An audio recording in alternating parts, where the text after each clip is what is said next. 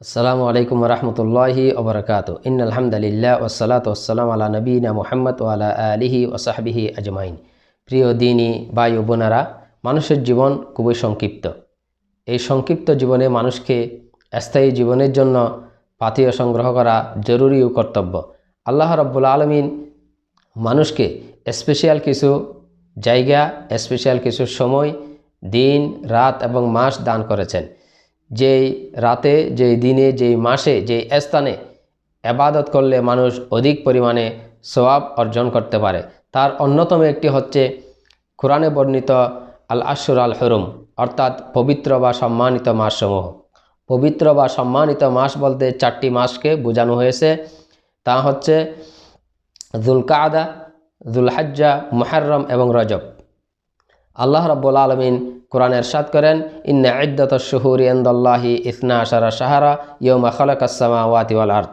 যেই দিন থেকে আল্লাহ রাব্বুল আলামিন আসমান জমিন সৃষ্টি করেছেন, সেই দিন থেকে মাসসমূহের গণনা আল্লাহর নিকট 12টি। মিনহা আরবাতুন হুরুম, তার মধ্যে 4টি হচ্ছে পবিত্র। যালিকাদ দীনুল কাইয়িম, এটাই হচ্ছে সরল সঠিক দিন। ফালা তাজলিমু ফীহিন্না আনফুসাকুম, অতএব তোমরা এই মাসসমূহে নিজেদের প্রতি অত্যাচার করো না, জুলুম করো না। ইবনে আব্বাস রাদিয়াল্লাহু আনহু এই আয়াতের ব্যাখ্যায় বলেন, একজন মানুষকে অবশ্যই একটি বছরে 12টি মাসেই তাকে যাবতীয় পাপাচার থেকে বিরত থাকতে হবে। বিশেষ করে কোরআনে বর্ণিত এই 4টি মাসে তাকে বিশেষভাবে গুরুত্ব দিতে হবে, যাবতীয় পাপাচার থেকে তাকে বিরত থাকতে হবে। যেহেতু এই মাসে কেউ যদি ভালো আমল করে, সেই আমলের প্রতিদান যেমন অধিক পরিমাণে দেওয়া হয়, অনুরূপ পাপাচারে যদি কেউ লিপ্ত হয়, সেই পাপাচারের শাস্তিও কিন্তু এই মাসে পরিমাণে বেশি আকারে দেওয়া হবে।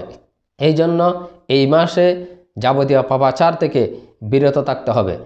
ইসলামে এই মাসের যথেষ্ট মূল্যায়ন বা গুরুত্ব রয়েছে, যার অন্যতম কারণ হচ্ছে এই মাসে একটি উমরা এবং হজের মতো পবিত্র ইবাদত রয়েছে। তৎকালীন আরবেরা এই মাসসমূহে যাবতীয় যুদ্ধ বিগ্রহ, মারামারি, হানাহানি থেকে তারা বিরত থাকত, যেন মানুষ নিরাপদে হজ এবং উমরার জন্য এসে আবার নিরাপদে তাদের গন্তব্যে ফিরে যেতে পারে। এই জন্য তারা যাবতীয় হানাহানি, মারামারি, যুদ্ধ বিগ্রহ থেকে তারা বিরত থাকত। এমনও এসেছে, আরবরা যদি এই মাসসমূহে তাদের পিতার হত্যাকারীর সাথেও যদি তারা সাক্ষাৎ হয়ে যেত, তাও তাকে ক্ষমা করে দিত, প্রতিশোধ নেওয়া থেকে বিরত থাকত। দ্বিতীয় একটি কারণ হচ্ছে এই মাসের গুরুত্বের। আল্লাহ রাসূল সাল্লাল্লাহু আলাইহি ওয়াসাল্লাম জীবনে 4টি উমরা করেছিলেন। এই 4টি উমরাই আল্লাহ রাসূল সাল্লাল্লাহু আলাইহি ওয়াসাল্লাম এই মাসসমূহের শুরুর দিকে, অর্থাৎ যুলকাদা মাসে আল্লাহ রাসূল সাল্লাল্লাহু আলাইহি ওয়াসাল্লাম আদায় করেছিলেন। এই জন্য এই মাসের যথাযথ গুরুত্ব রয়েছে, মূল্যায়ন রয়েছে। আর আল্লাহ রাব্বুল আলামিন এই মাসসমূহকে কোরআনে পবিত্র বা সম্মানিত মাস বলে ঘোষণা দিয়েছেন। এই জন্য একজন মুসলিমের দায়িত্ব, কর্তব্য হচ্ছে এই মাসসমূহকে যথাযথ মূল্যায়ন করা। যে ব্যক্তি এই মাসসমূহকে মূল্যায়ন করবে, ফাইন্নাহা মিন তাকওয়াল কুলুব, সেটা হচ্ছে তার তাকওয়ার বহিঃপ্রকাশ বলে ঘোষণা করা হয়েছে কোরআনে। তাই আসুন আমরা কোরআনে বর্ণিত এই মাসসমূহকে আমরা যথাযথ মূল্যায়ন করি।